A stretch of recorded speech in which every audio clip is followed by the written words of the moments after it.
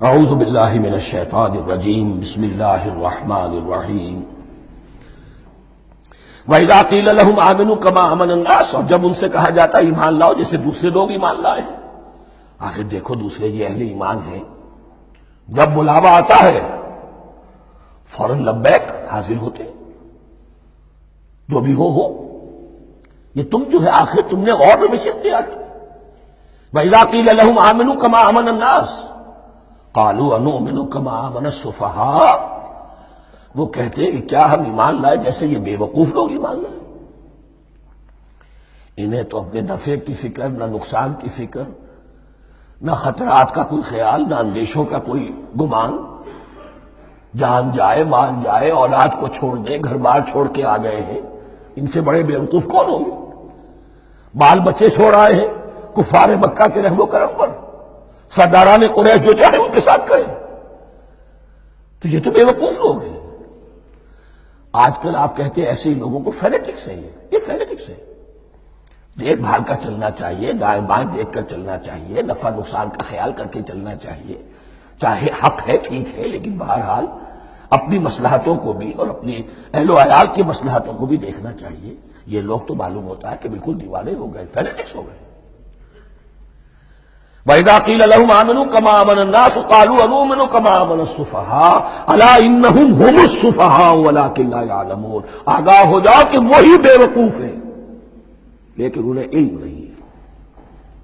وہ صادق الایمان جو ایمان کی ہر تقاضے کو پورا کرنے کے لیے ہر وقت حاضر ہیں، ان سے بڑا عقل مند کوئی نہیں، ان سے بڑا سمجھدار کوئی نہیں. انہوں نے یہ جان لیا ہے کہ اصل زندگی آخرت کی زندگی ہے، یہ نہیں ہے. یہ تو عارضی ہے، کل نہیں آج ختم ہو جائے، آج نہیں ابھی ختم ہو جائے، کیا فرق پڑے گا؟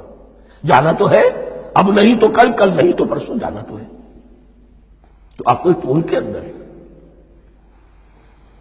الا انہم هم السفہاء ولکن لا یعلمون واذا لقوا الذین آمنوا قالوا آمنا. اور جب یہ ملتے ہیں ان سے جو اہل ایمان ہیں تو کہتے ہیں ہم بھی ایمان رکھتے ہیں. اب یہ ان دونوں پر آئے گا. عام جو یہودی تھے وہ بھی کہتے تھے کہ ہم بھی تو آخر اللہ کو مانتے ہیں، آخرت کو مانتے ہیں. اور منافق تو تھے ہی جو رسول کو بھی مانتے تھے. وَإِذَا خَلَوْا إِلَىٰ شَيَاطِينِهِمْ، اور جب یہ اپنے شیطانوں کے پاس خلوت میں ہوتے ہیں. اور یہاں شیاطین سے مراد ہیں اہل کتاب یہود کے علماء، ان کے سردار، یا عبداللہ ابن ابی جو منافقین مدینہ کا سردار تھا. اگر وہ کبھی ملامت کرتا ہے دیکھو تم تو معلوم ہوتا ہے بالکل مسلمانوں میں شامل ہی ہو گئے پوری طرح سے، تمہیں کیا ہو گیا، تم ہر بات مان رہے ہو.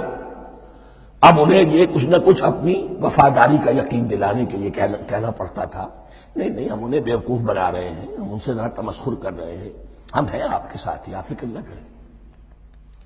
اسی لیے یہ دو منہ ہونا، نفق کہتے ہیں سرنگ کو جس کے دو دروازے ہوتے ہیں، باقی زیر زمین ہے. نافقہ گوہ کا بل ہے کہ دو دروازے رکھتا ہے، دو اس کے منہ رکھتا ہے کہ ادھر سے اگر کتا داخل ہو جائے شکار کے لیے تو ادھر سے نکل بھاگے، ادھر سے آئے تو ادھر سے نکل بھاگے. تو دو منہ انسان، یہ در حقیقت جس کو پھر سورہ نساء میں کہا گیا لا الہ ہؤلاء ولا الہ ہؤلاء، نہ ادھر کے ہیں نہ ادھر کے، مذبذبین بین ذلک، اس کے درمیان مذبذب ہو کر رہ گئے. یہ شیطان کا لفظ یہاں سمجھ لیجئے کہ اس کے دو رائے ہیں کہ یہ شطنہ سے بنا ہے یا شات سے بنا ہے، شین الف توئے یا شین طا نون. شطنہ کے معنی تباعدا، کو بہت دور ہو گیا، دور ہو گیا. شیطان سے مراد جو اللہ کی رحمت سے بہت دور ہو گیا. اور شاتا یشیتو کے معنی ہے احترق غضبا وحسدا، کوئی شخص غصے اور حسد کے اندر جل رہا ہو، وہ شاتا یشیتو ہے. اس سے فعلان کے وزن پر، رحمان کے وزن پر، غضبان کے وزن پر شیطان، یعنی وہ کہ جو حسد اور غضب کی آگ میں جل رہا ہے.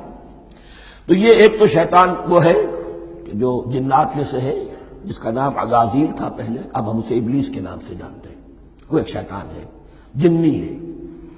پھر یہ کہ جو بھی اس کے پیروکار ہیں دنیا میں انسانوں میں سے ہوں یا جنات میں سے ہوں، وہ بھی شیاطین ہیں. اسی طرح اہل کفر، اہل زیغ کے جو بڑے بڑے سردار ہوتے ہیں ان کو بھی شیطان سے تعبیر کیا گیا.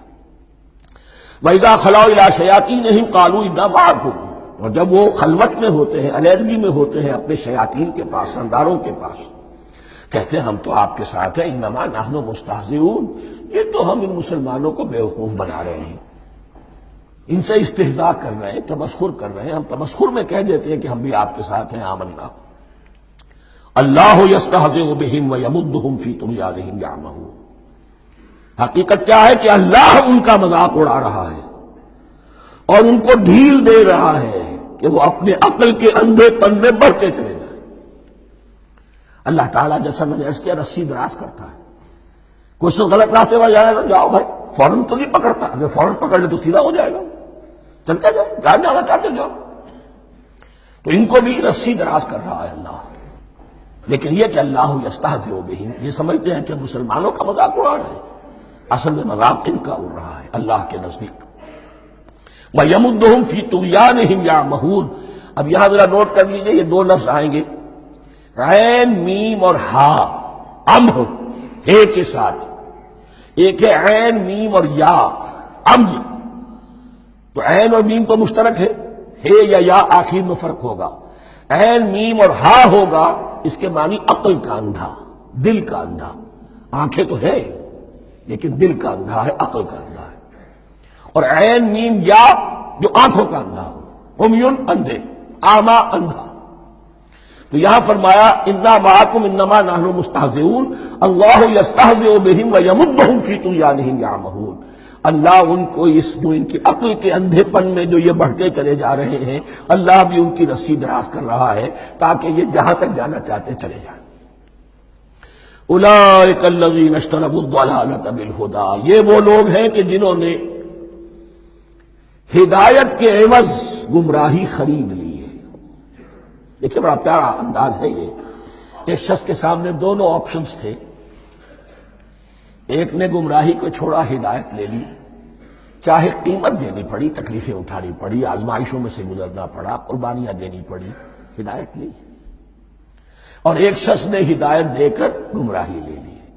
آسانی تو ہو گئی، فوری تکلیف سے تو بچ گئے، لا الہ الا ولا الہ الا، دونوں طرف سے اپنے آپ کو بچا لیا، لیکن حقیقت میں سب سے زیادہ گھاٹے کا سودا یہی ہے۔ اولئک الذین اشتروا الضلالۃ بالہدی، ہدایت دے کر اور ضلالت خرید لی، فما ربحت تجارتہم، تو ان کی تجارت ان کے حق میں ہرگز مفید نہیں ہوئی۔ اب یہاں بھی دیکھیے، را با اور ہے ہا، ربحا، اس کے معنی نفع، صحیح نفع، جائز نفع۔ را با اور وا، ربا، وہ سود، وہ بھی اضافہ ہے، وہ بھی بڑھوتری ہے، لیکن وہ حرام ہے۔ ایک ہے تجارت کے اندر جو نفع ہو جائے وہ ربح ہے، را با اور ہا یہ نفع ہے جو جائز نفع ہے، را با اور وا ربا یہ کیا ہے؟ یہ سود ہے، یہ حرام ہے۔ را اور با مشترک ہے، آگے ہا، آگے اور با، اس کا فرق ہے۔ فما ربحت تجارتہم وما كانوا مہتدین، ان کی تجارت ان کے حق میں ہرگز مفید نہیں ہوئی اور نہیں ہے اب یہ ہدایت پانے والے۔